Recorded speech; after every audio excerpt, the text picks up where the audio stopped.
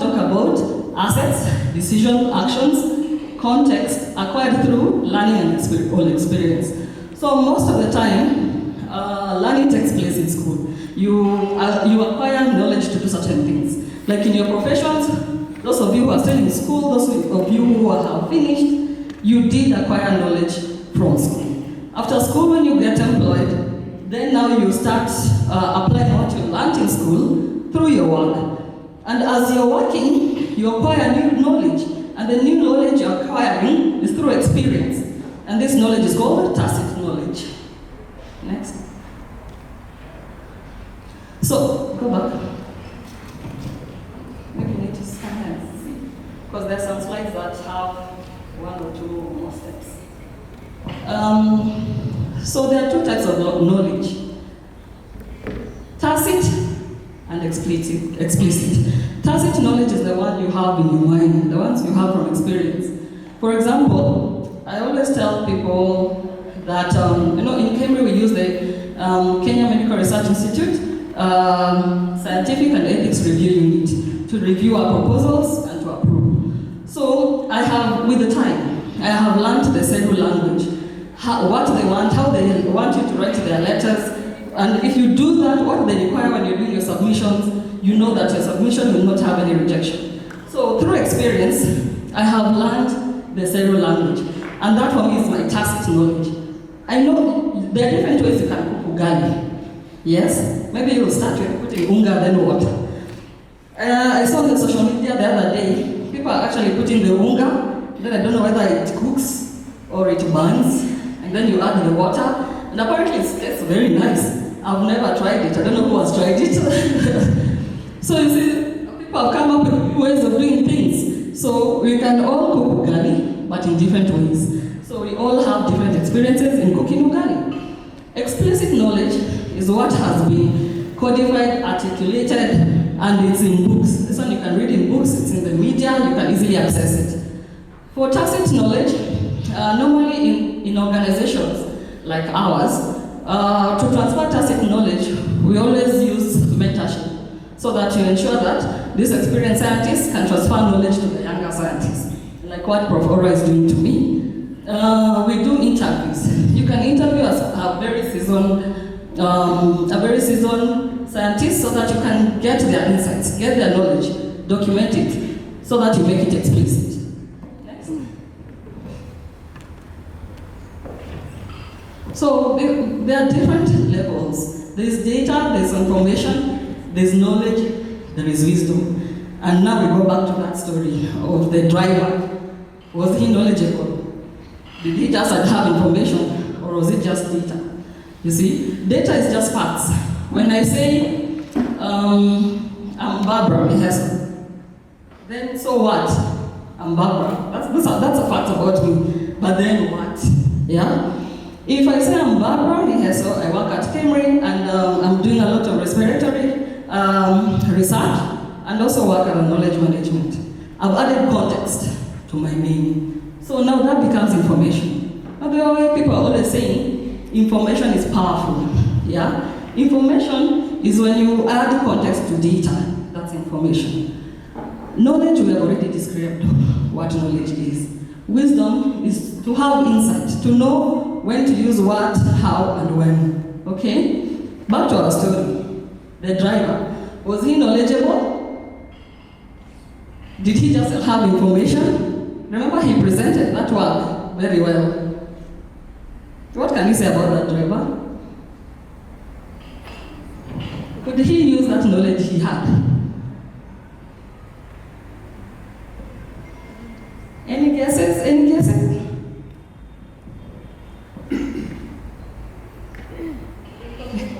Yes.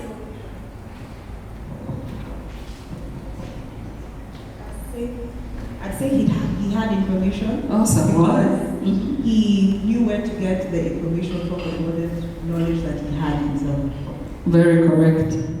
That was information. And please note, if you have knowledge that you don't use, it is data. Knowledge that you don't put to use is data. Okay? Knowledge has to be used, we put it to use. Next, please.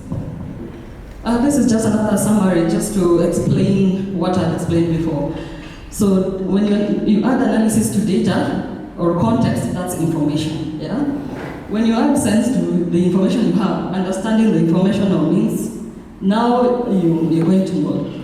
Then from there you go down to your wisdom. Okay? Next, please. So the purpose of knowledge management, right information is about the right people at the right time to improve efficiency and productivity. It's a process of distilling and disseminating best available evidence from research, context, experience, and using that evidence to inform and improve health and practice. So you have to use the evidence to inform practice, not just having evidence and then it remains at that. So, in general, KEM processes has 4 pillars. There's the knowledge acquisition, knowledge storage, knowledge distribution, and knowledge application. And I'll explain more in the cycle that comes, but this put together actually is knowledge creation. Next. So, for KEMRI, our KEM process looks like this. So we have knowledge generation, and this is the process we do very well actually in knowledge generation, where we create new knowledge through research, analysis, etc. From there we go to knowledge capture, and this is documenting and capturing the tacit and explicit knowledge. I've already explained how you can capture tacit knowledge, you remember, through mentoring, through interviews,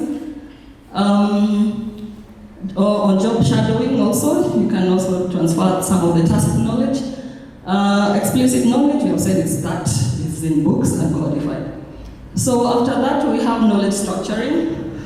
So this is organizing info into a systematic, coherent manner. So in this way, we have databases that we put different, whatever works people are working on. So we have a database where you can access people doing research in malaria, TB, health systems, etc. So we do mapping, what work is working, is taking place where. We have places where we store and have databases for that. What we have not done is that it's not at the click of a button where anybody from outside can just click and see what is happening. You'll have to come and ask someone for help. And then knowledge synthesis. This is where knowledge is now acquired systematically, analyzed, and then has to be put in a way that can be used, is usable. And that is what we call knowledge translation. So in knowledge synthesis, there are various things we do as KEMRI. We do the systematic reviews, or rather the reviews process. I don't know how many have heard of systematic reviews? Have you participated in any? Would you like to?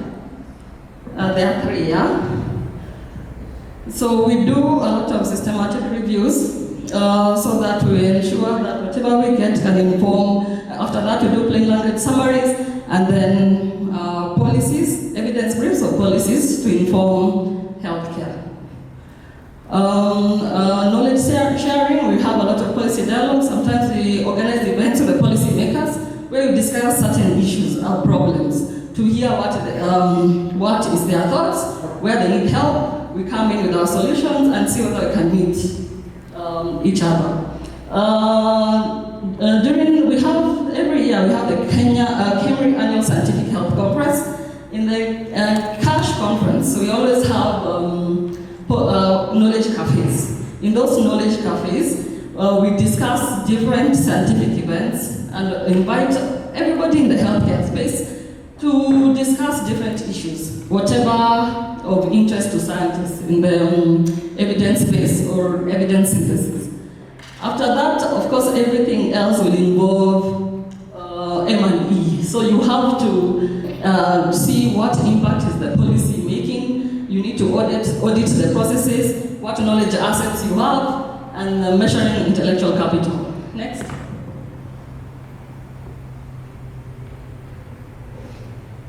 So KM has 3 basic components. There is the processes, the people, and the platforms, which have to work hand in hand. One cannot operate without the other. The people have to be there, and they use whatever processes or practices that are there, or standards and procedures, and platforms that are available to facilitate the knowledge sharing. Next. So, KM enablers, these are those assets or tools or resources that facilitate knowledge production and knowledge sharing. And those are the 5 of them. There's governance, people and skills, processes, technology, and culture. And I'd like us to discuss a bit about this. HCS in this case is the healthcare system. So, knowledge management, as we have understood what knowledge management is, or the basics. How do you think governance can facilitate or enable knowledge management? In your space. Like, I'll give you an example for us. Our leadership actually provides incentives for knowledge sharing. So they create an environment that promotes us to manage knowledge and share. We have recently launched the data center in KEMRI, where all scientists are supposed to give in their data so that it is all in one place. And so we were asking, how is this going to take place? Because people are very protective of their data. How are you going to ensure that this data is available, that those of us in KM, if you want to do secondary synthesis, we can access it, because people are not willing to let go of their data. And so we want to see what management will do so that to facilitate that process. Because it's a center that has been created, we don't know how we will go ahead from there. Those are just examples. Culture, like I've said, one thing, people are protective of their data, people like working in silos. So for us, sometimes we have the internal research grants.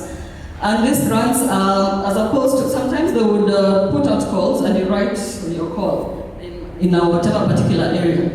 Other times they would send the money to the centers and say, you work as a group, decide on what you work as a group. So we're giving you 14 million in groups of 5, choose on something you have to work. So it forces you to leave your silos and work together.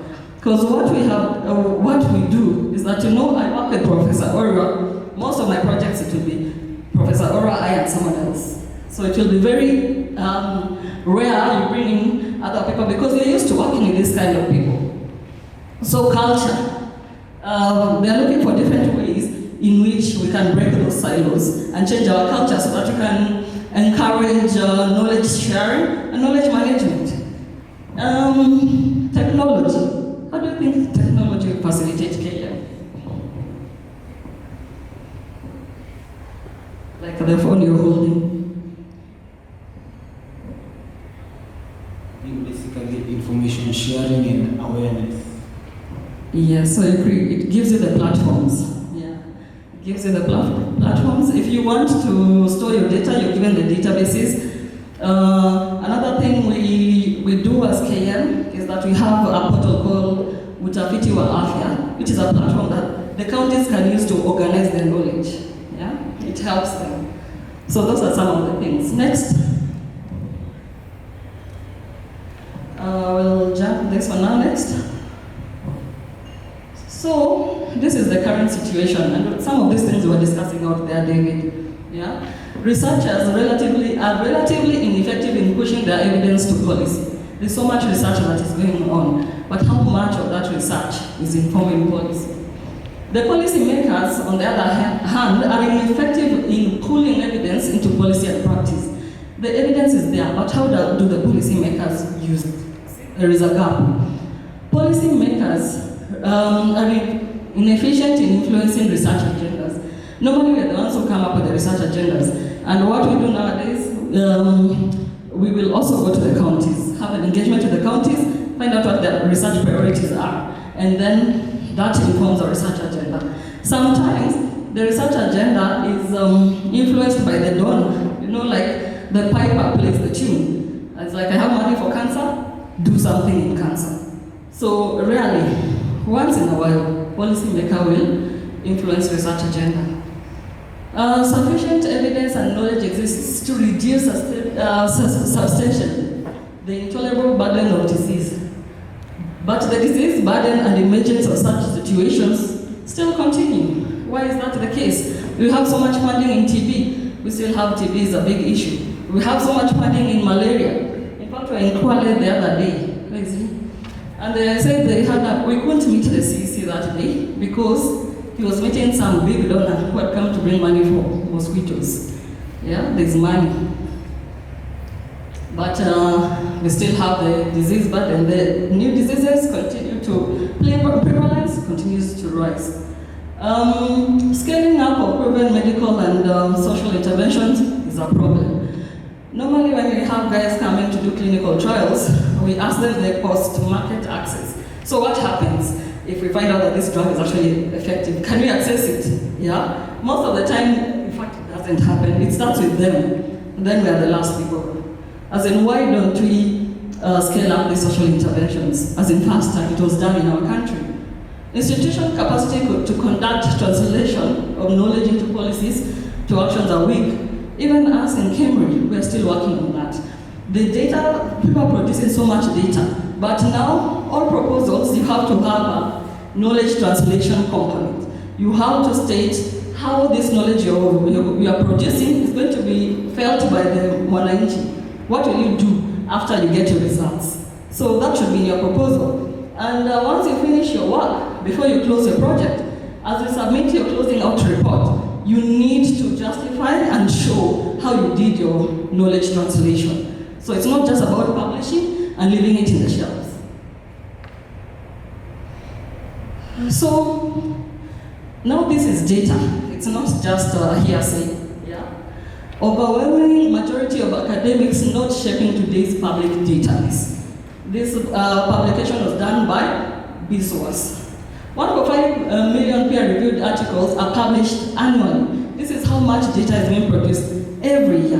What happens to that data? 82% of humanities journal not cited even once. 82%, you can imagine. Yeah? 32% for social sciences, 27% for natural sciences. So average journal article read by more than 10 people. And on average, no journal has been read by more than 10 people. So if I publish my paper on, excuse me, on access of, let me say, use of new diagnostic tools on TB, not more than 10 people will read my paper. That is what is happening. So that means most of this data is just sitting outside there in a cloud. So a lot of great thinking and potentially world-changing idea does not get into public domain. Yeah? So this one's of not shaping public debate. I can imagine like this thing of taxation. They say they're going to tax, what is it, on the gross? What are they taxing on our gross?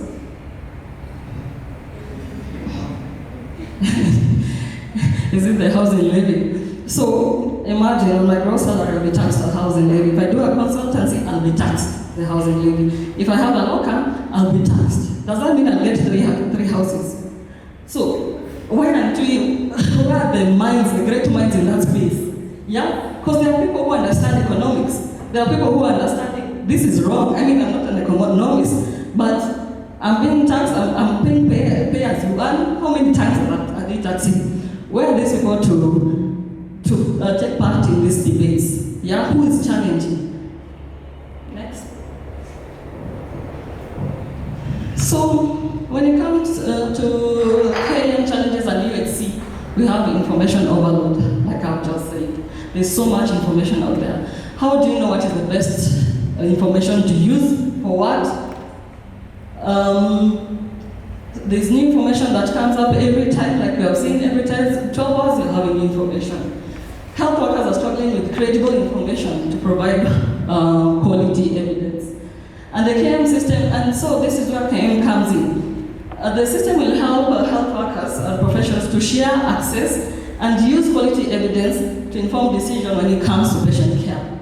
So how do you get credible info to support UHC? Yeah? That is a question I want you to think of. And when we meet outside there, I'm not even going to tell you. When we meet at tea time, you can tell me what you think on that.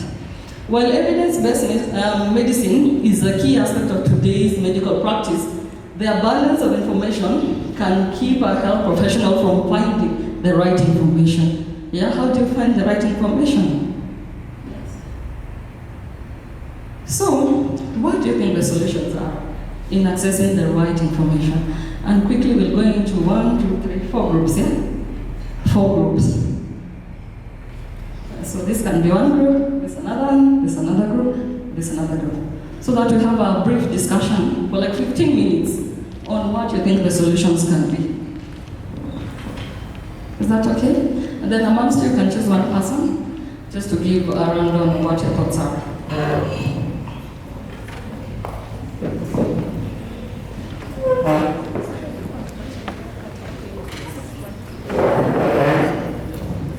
This table can organize themselves there. This table we organize ourselves here. That table there. This table there.